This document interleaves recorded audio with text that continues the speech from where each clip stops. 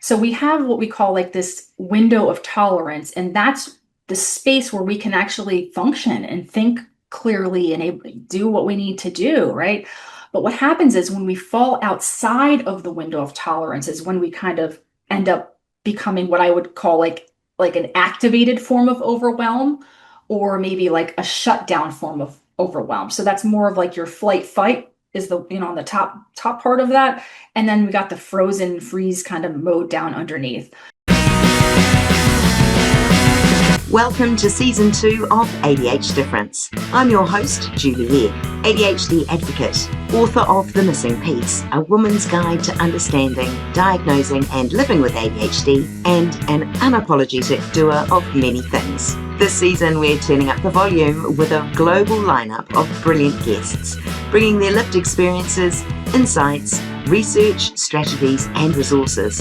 And of course, along with a healthy dose of humour and humility. Whether you're neurodivergent yourself or just curious, there's something here for every curious brain. Let's dive in.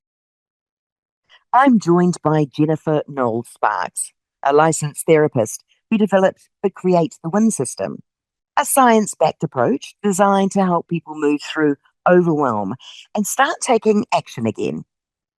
Drawing from behavioural science and her own lived experience with chronic overwhelm, she shares simple, practical tools that help people self-regulate, get unstuck, and begin building momentum, one small win at a time.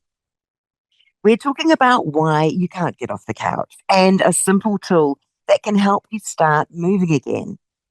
This is a conversation about nervous systems, paralysis, procrastination, and how to create small, meaningful wins, especially on the days when everything feels heavy. Welcome to the show, Jennifer. Thanks for having me, Julie.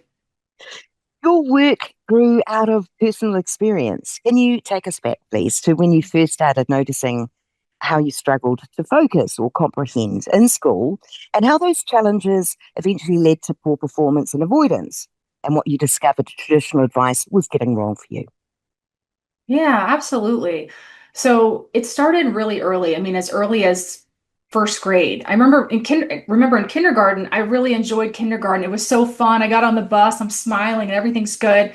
And then first grade came, and we got our first book. And I remember being so excited to see this book. And the next thing you know, I'm like, yes. And I tried really hard. But before I knew it, I started to struggle with reading. I wasn't able to focus enough to capture what the sentence was saying. And honestly, from there on out, I had challenges. And I mean, obviously, if I can't comprehend reading, and I can't focus, then I wasn't doing well in school. And that led to a lot of stress, and I struggled academically, and I felt bad about myself, and all that stuff that happens. So what happened was, over time, I just didn't do well in school. And even, I'll give you an example, in like fifth grade, I had a teacher who decided that they were going to put our seats in order of from who had the best grades to the worst grades. So in fifth, so the back row was like everyone with the A's and all the good grades, and everyone in the front row was like the people who were struggling. And I definitely was toward the front. And honestly, with that pressure and that stress, I mean, number one, I couldn't focus to begin with, let alone this pressure of everyone knowing that you're struggling, that it just didn't, it just made me want to avoid school. I mean, I look back and it was like the worst time, honestly, of my life, thinking, oh, fifth and sixth grade, it's horrible. So basically, and then my parents got me this VHS program of like these tapes of like, it was called Where There's a Will, There's an A. And I remember thinking, oh my gosh, like I'm such a loser for to get these like videotapes. And I did not watch them all the way through, but I remembered a couple little tools like, oh, you use one pencil for studying and the same pencil you use for your test and all these little study strategies. But I think the point, and to answer your question, is like even the name of that program in itself was that traditional advice. It was, if you have the willpower, then you can do it. You can get there. I did have the willpower. I tried really hard, but there were things getting in my way. I was never diagnosed. I never was tested for ADHD or diagnosed, but I certainly have a lot of traits. There's no question. And ultimately, I built this system to help myself and other people when we have trouble focusing and all that good stuff. So you spoke about even, first grade reading and really struggling to focus. And of course, your learning will be affected by that. So, Yeah. yeah, definitely, definitely. I still struggle to read a book today, to be Do honest, just to you? focus that long. Yeah, Yeah, just to focus that long. Just rereading pages and, totally. yeah, Yeah. it's quite exhausting rereading Yeah. paragraphs after paragraphs again. Just recently bought a book. I went to the bookstore and because I every time I look, I see a book. I'm like, I wish I could read that, but I just can't get the traction. So I've been getting books with short stories. And the people look at me like short stories. And so that I'm like, can I just get through this story? And that's my goal is just to like make it smaller. And I'm like, oh, I got to read a story, even though it was like 10 pages. It's better than, not reading a 300-page book. So I'm just kind of trying to find a way, that works for me. That So. sounds great. Great idea. And yeah, small chapters too. You're a licensed therapist. Your work centers around the idea of overwhelm, which isn't a clinical term. Why Yeah. focus on that word instead of a clinical label? Yeah. So I'll to explain that, I've been a social worker for just about 20 years or a little bit over. And I've worked in different sectors. A lot of the beginning of my career was in hospice and palliative care. And then more recently, like 7 years ago, I jumped into mental health and I've been kind of exclusively in mental health. But no matter what I found was no matter the age of the person or what life circumstances that they were going through, the truth is like this word kept showing up across these 20 years, and it was the word overwhelm, you know? And no, it's not a clinical term, right? But what I'm finding is it's something, and I think that's a good thing, honestly. It's not pathologizing, and people know what that means, and people can grab that. And I think it just helps unite us, honestly, that it's just part of our human condition. So, I've kind of from there, I've always wanted to develop, working, I've always worked one-on-one with people, but then I thought to myself, like, why am I just doing one-on-one? Why couldn't I try to help more people? I've always had this itch to like try to make more of a difference or something like that. And so what I found was like I decided that that was going to be my common denominator. If that's what was getting people stuck was the overwhelm, how could I target that? And so over time, I've been grabbing data and saying what helps people get unstuck. And so that ultimately what became my Create the Win system. But you've also spoken about a defining moment, the ropes course story. When you first Yeah. realized this work was actually bigger than you, can you share kind of what happened there? Absolutely, sure. So this was about 3 years ago. And I have kids, they're like in their teenage years, early teens. And we went at the zoo and they have this ropes course there. It's like 3 stories high and you get in a harness and you're kind of like a trapeze person and walking across ropes. And that is something I do not do. Like, I'll take pictures. I do not need to do that. I will stand on the ground and watch you. But like, so my kids were like, Mom, will you go? And I was like, no. And I'm like, no, you know what? I was testing a tool of like how to regulate. And I was like, you know what? Let's put your tools to the test. Let's go, girl. Like, so I put the harness on. I was like, you're going to take this one moment at a time. And so I did it and I was like, it was really fun. Number one, I didn't fall and I had a really fun time. Like it was awesome. But that wasn't really what led me to, what I'm going to talk about. So basically, so I'm up there and I enter this platform area and then I see a couple people in front of me. I could see the person. It was a girl, maybe 14, 15, and she's standing at the rope. She's standing and she's frozen and she Mm. couldn't move. And we're all standing there. And her friends are like, you got this, like, you got it, just go. And she frozen. And so I was like, oh my gosh, should I try to help this girl? I'm like, excuse me. I'm like, would you like some help? And I was like, let's just try to help her. So I led her through the tool. I said, just all you have to do is this. I will do it with you. Like we're gonna focus on this and that. And she was able to step out and cross the rope to the other side. And I was like, that was awesome. And then later, I lost track of her because I needed to focus on myself to make sure I can get down off of this thing. But when I was down with my family, ready to leave, I got a tap on my shoulder and I turned around and she smiled and she was like, thank you. And so at that moment, it was kind of like it was a chilling type of moment where I'm like, I have to help other people. Why would I just keep that to myself? Like so it all kind of blended together to say, I just need to bring this forward. So yeah, that's what happened. And we do, from time to time, especially in that freeze moment, we to have help to show us to the next stage, to the next baby step to get us out of that frozen position. It really does relate to Yeah. life in many, many situations. So Yeah. you've developed the Create the Win system using tools that are Hmm. simple and playful and grounded in behavioral science. So tell me, how does gamification help people build momentum instead of relying on willpower, as we spoke about earlier? Yeah. Yeah. Well, from a kind of like a personal philosophical standpoint, I'm one of these people that's like, if we have to be on this planet, like, why wouldn't we try to have a little fun, So that's kind of where it first started. But beyond that, honestly, from a science standpoint, gamification is really powerful. It works to be able to, first of all, the brain it likes clear targets and it likes to win. So we have to be able to turn things into a game, right? And when we win games, we get these little dopamine responses, right? That basically increases our motivation and momentum. So just a simple example, like going to the grocery store. I don't know about you. Do you like to go to the grocery store? I mean, maybe you do, but are there times when you don't want to go? Yeah. I like supermarket shopping, but I don't necessarily like the checkout at the end. There we So, go. yeah. Mm, Yeah. Yeah. So some of these things we might not want to do, and I call them kind of like ugh moments, like, oh, I don't want to do that. But what we can do is like if we turn these things that we do into games, then we're able to kind of see, like, for instance, at the grocery store, like how quickly can you like, get checked out, and basically what I do is I help people learn how to create conditions to win by working with time. You kind of play with time.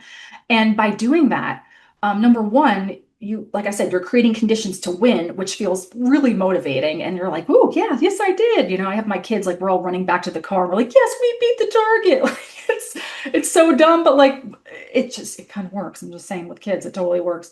But not only that, the cool thing about gamification is if you are, listen, we can only focus really, truly on one thing at a time. Like if I gave you two math problems right now and I was like, Julie, here's two algebra problems. When did you figure them out? Would you be able to do them at the same time? no. No, right? So we only have so much focus. So the trick is if you take if you realize that you're kind of like, oh, I'm all like scattered and like, thinking negative things about how the thing I don't want to do, you take your power back, you take your attention back, you're saying, I'm actually going to focus over on the game.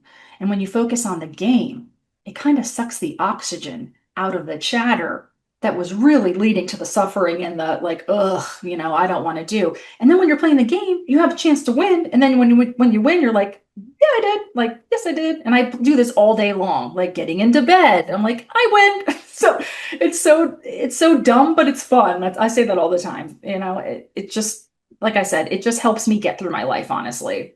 And why not have fun along the way? For sure. Yeah. For sure. Yeah. Um, you explain overwhelm through the window of tolerance and your river metaphor. So I'd like to know more. Can you walk us through that? What does it mean? How can someone recognize whether they're in the rapids or frozen on the riverbanks? Absolutely, sure. So I don't know, it's like every time I turn around, I see these emails or things online about nervous system regulation. So it's kind of cool that that's a very hot thing right now. I don't know if you've come across that or not, but so there's this concept of the window of tolerance, and so I know I'll explain it really quick. It's a concept that I think was developed by Dan Siegel. I think he was doing some trauma research, and it's basically a mapping of how our nervous system responds to stress. So we have what we call like this window of tolerance, and that's the space where we can actually function and think clearly and do what we need to do, right? But what happens is when we fall outside of the window of tolerance is when we kind of end up becoming what I would call like an activated form of overwhelm, or maybe like a shutdown form of overwhelm. So that's more of like your flight fight is the, on the top part of that. And then we got the frozen freeze kind of mode down underneath. So, in terms of the river metaphor, the way I like to explain it is if you think about that window of tolerance, that's kind of like the flow of the river, right? We want to get into the flow, right? Because that's where we get our things done and we live our life and do, we do and have fun and all the things. When we are in that more activated, space, that hyper arousal, um, that I call that the rapids. If you think like you're on a kayak and you're like, oh my gosh, I'm going to capsize.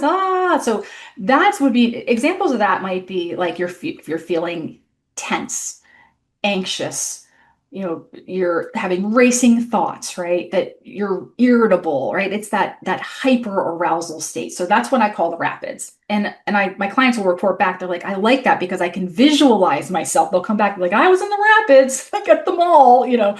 So it's really pretty powerful how, people like to visualize this stuff. So the other side of the window of tolerance is what I call the riverbank. It's essentially like that hypoarousal. It's like you're not even in the water. You're standing watching the river go by. You're like on the couch, like, nope, not today. I want to do this thing, but I can't. Like, how many times I hear people say, I, I, I'm good once I get started, but it's the starting that's the problem. So that's that side, that hypoarousal side. That'd be like when you're kind of numb and checked out and just maybe lethargic, that other side of our nervous system. So that's kind of the mapping in terms of the river metaphor.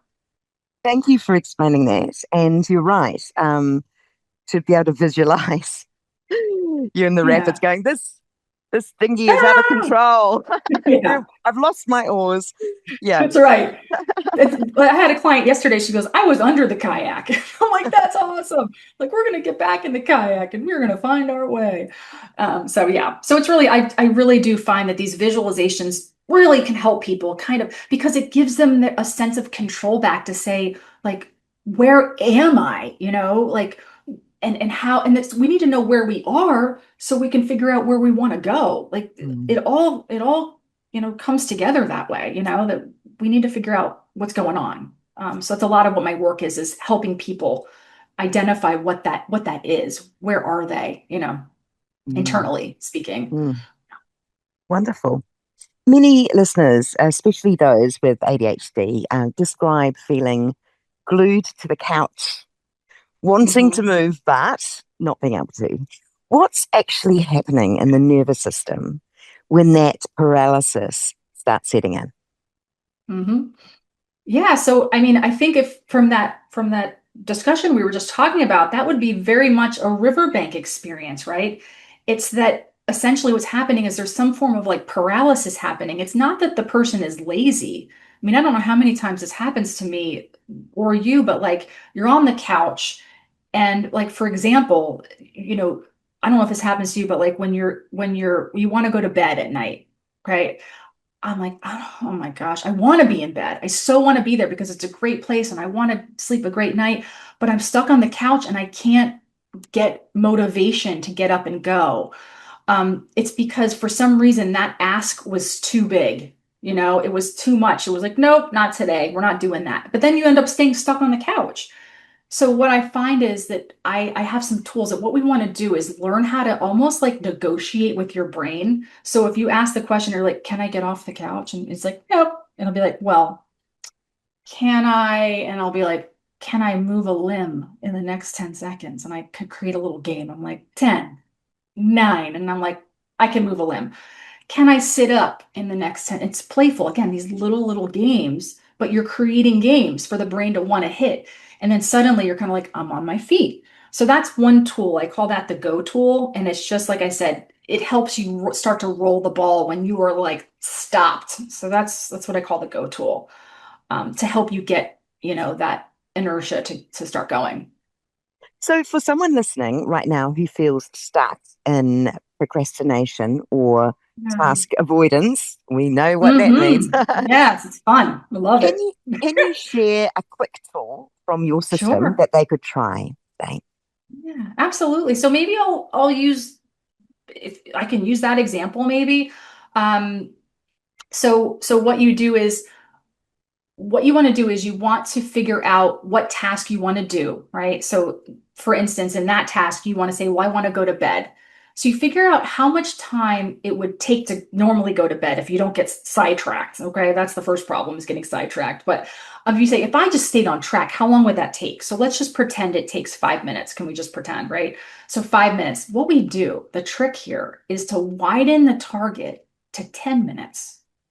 When we widen that target and then we set a timer, okay, you've created the conditions for a game. You're kind of like, as soon as you say, hey, I'm not going to say the word because if I say the word, it's going to set off timers across the universe. But, hey, somebody set the timer for, 10 minutes, that when you do that, your brain hears go. And because you've widened the target, that reduces that cognitive pressure because you start to go and suddenly I find myself instead of being like, oh, I don't want to go, I'll be like, I'm optimizing how to turn off the lights as fast as possible and check the door, and before you know it, I'm in bed, and then I forget the alarm, the timer was even, set, and then I'm like laying there for 5 minutes and then it goes off. I'm like, I win. So it basically, you end up, winning because you've created the conditions to win. um and so I'll give you another example too, really quick, just because that one usually you're just going to sleep. But if I can just give a real quick example for when you're doing a task, like let's say the dishes. Yes. Let's pretend you're like, I don't want to do the dishes. No, I just had a client last week. She's like, I'm having problems. I can't get going. And so I told her the technique, and it's really simple, honestly. It's like widen the time and set the timer. And so she came back. She was like, it was amazing. So she set the timer for 10 minutes, and the task, normally would take 5. She would finish the task, let's say in 6 minutes. So what were the wins here? Number one, she finished the task to begin with because she's all over the place. But number two, she just won 4 minutes. Like that is highly motivating. And she said, then I found myself like washing the sink out. She's like, I never do that. And she's cleaning the sink. And then she's like, then I threw out the sponge and I put the new sponge on my grocery list. She's like, that's amazing because it just created that momentum, that win. So that's I call that the widen and win tool. But it really, I use Mm. it all day long, like for cleaning the litter, anything you don't want to do. I would love to hear from your listeners if you ever try it. Like, I love hearing what people have to, see if it worked for them. So, Yeah. what you're doing is you're giving yourself more time Mhm. to initiate and complete the task than you would generally expect yourself to Mhm. do it. Yeah. Because if It- you set a timer for Hmm. 5 minutes for a 5-minute task, what does that feel like? Ah, I see what That you mean. creates tension. It's like threading a needle. Why are we threading needles? I have that in the book that I'm going to be, it's going to be out pretty soon. But why are we threading needles? Why don't we kind of widen the loop? Like, why am I driving into the soccer, parking lot like 1 minute before? I'm like, I win. I'm like, that didn't feel good.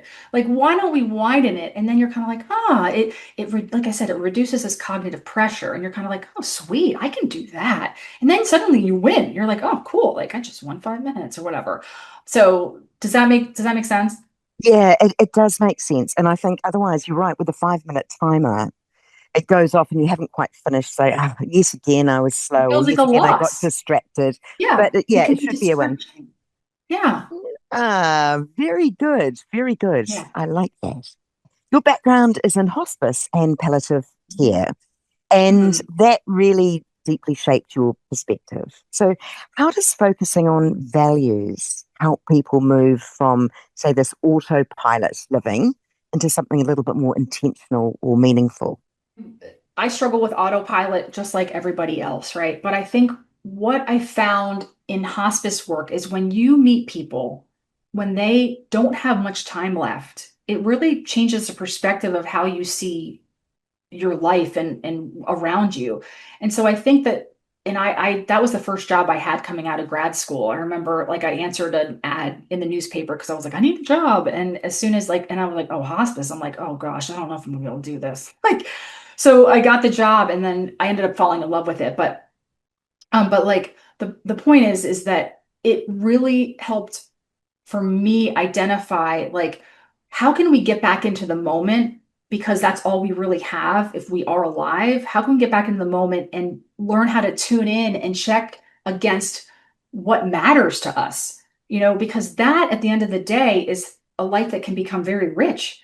If we're just going through autopilot and doing task and task and task, I don't think that's the things we're going to be thinking about when we're on our deathbed. It's not going to happen. We're going to be reflecting on, like, what did we do? Did we make a difference in the world or whatever? So I think that is a big part of my system, is tuning into that. On what I have, this internal dashboard that I help people like check themselves against. And that is one of the variables, is what matters to you, or maybe that would guide your next movement. If you're stuck in overwhelm, like maybe that would change your choice that you make in the moment in moving in a different direction. So that's really kind of guided my life and the work that I've done. I bet it has. And it's so easy to be on autopilot, isn't it? The Yeah. things that we need to do, the demanding nature of the environment or our personal environment, to just robotically chew through life without stopping and Yeah. actually Yeah. appreciating that it's a short one. In the scheme of the world, it's a short one. Mm. For listeners who feel chronically stuck, let's face it, exhausted or ashamed of Mm. how hard it feels just to get started, what would Yeah. you most want them to understand about overwhelm and what's possible for them? Yeah. Well, I'm here to normalize it. It's something we all struggle with every day, in little micro moments to bigger ones. That's the way I like to try to think of overwhelm, is like, even if I pull out into traffic and I pull into the middle lane and I'm like, and you're like hoping you don't get, hit by a car, or whatever, that's an example of like a little moment of overwhelm. But then there's these other moments of a bigger overwhelm, right? Like, oh, you find out you owe 5 times more taxes than you thought you would. You're like, oh gosh. But the point is that it's going to happen. It's called life. But I think the point is for us to realize that the sooner that we can learn how to tune in and identify what's going on, like I was just saying, in this internal dashboard thing that I'm helping people with, or whether it's my system or anything else people are using out there, but to tune into it, because as soon as you're able to see it, then you're able to have a chance to change it. Otherwise you're just kind of reactive to the overwhelm, and you're like, I guess I'm just going to wait for this to pass by. But truly, we can find a way to move through the overwhelm. Like, I see it every single day in my own life and in my clients and my family. And it's like, oh my gosh, like you feel like you get a sense of control back. So I'm all about finding ways for people to learn how to get their agency back, to get choice back, even if it's in a micro moment, to say, can I just put my finger on my pen right now so I don't freeze here for the next 10 minutes and scroll on the internet? Like, I have to keep going, So basically, my point is that, like, that we can move through this. It's something that's not going to go away, but how can we move through, and how can we get the ball rolling into our life, no matter how we, wherever we want to go. Thank you so much. And yes, we at times in our lives we certainly need some assistance. And I think Yeah. creating the win and widening the win, I think they're really such good points. Jennifer, I'm going to have your links in the show notes so listeners are able Okay. to track you down and Great. see what you're up to and to Sounds learn good. Yeah. more. Um, Sounds good. I'd love to know, you said you were writing a book. Whereabouts Mhm. are you in the process in that? Yeah, so I'm just finishing up the copy editing. So it's basically done. It's just, the fine pieces to it. I never thought I would ever write a book, but here I am, and so here it's coming. That And honestly, through this entire system building and writing the book, I've felt overwhelmed every step of the way. And even in this podcast, in this moment, I'm like, I didn't think I'd be on a podcast. But my point is like, I'm using my tools in this moment with just to be able to get through these challenging moments. So, like I said, the book will be out in the next few months, and I'll have all these types of strategies and the whole system in the book and stuff. And I'm also doing group coaching that's starting up, and I also do one-on-one coaching, and I still have a private practice as well. wonderful. You're a very, very busy lady, Jennifer. A lot And going on over here. Yeah. on that note, I want to say thank you so much for taking up your time today to come and chat. Well, thank you. Really Thank you. appreciate it. And yeah, very, very interesting. Watch this space. Thank you very much. Awesome. Thanks, Julie. Take care.